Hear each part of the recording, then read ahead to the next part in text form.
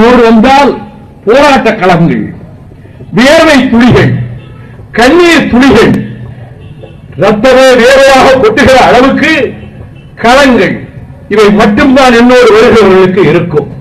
அதற்கு சித்தமானவர்கள் மட்டும் என் பின்னால் வாருங்கள், மற்றவர்கள் இருக்கிற இடத்திலேயே இருக்கிற கட்சியிலேயே இருந்து கொள்ளுங்கள் என்று சொன்னேன். டேவிட் திருமண வரவேற்பிலே பாளையங்கோட்டையில் அதை எண்ணி வந்தவர்கள்தான் இந்த மேடையிலே அமர்ந்திருப்பவர்களும் எதிரே இருக்கின்ற தோழர்களும் நாடு பூராவிலும் இப்படி இருக்கிறார்கள். லட்சியம், கொள்கை, தமிழர் நலன் என்பதற்காக இருக்கிறார்கள். அதனால் தான் நான் கடைசியாக நாடாளுமன்றத்தில் மாநிலங்களவையில் ஃபேர்வெல் டே ஸ்பீச்சில் பிரியாவிடை கூட்டத்தில் ஓய்வு பெறுகிறவர்கள் பேசுவதற்கு வாய்ப்பு கொடுக்கப்பட்ட போது நான் 4வது நபராக அழைக்கப்பட்டேன். 7 நிமிடங்கள் பேசினேன்.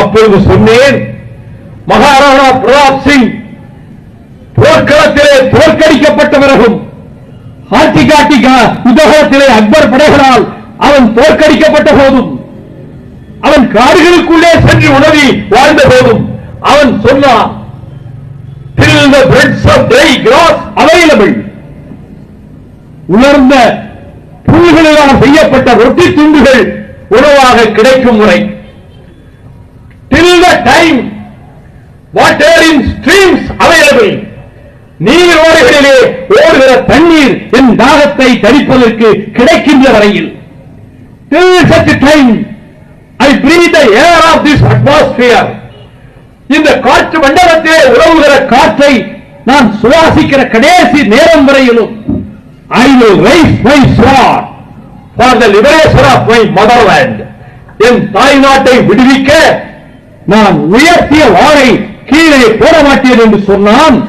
இன்றைக்கு வைகோ சொல்லுகிறார், அதே வழிகளை சொல்லி I will raise my sword for the liberation of Tamil Eelam, அதே வார்த்தைகளை சொல்லி தமிழ் ஈழ விடுதலைக்காக நான் உயர்த்திய வாளை கீழே போட மாட்டேன் என்று சொல்லிவிட்டு நான் விடைபெற்று வந்தேன். அத்தனை கட்சி தலைவர்களும் we are missing you, உங்களை நாங்கள் இழக்கிறோம், உங்கள் காந்த பேச்சை நாங்கள் இழக்கிறோம் என்று அனைத்து கட்சிகளைச் சேர்ந்த தலைவர்களும் என்னிடம் அன்பை கொட்டினார்கள். போதும், இது இந்த சம்பாத்தியம் போதும் என்று நினைத்துக் கொண்டு வந்தேன்.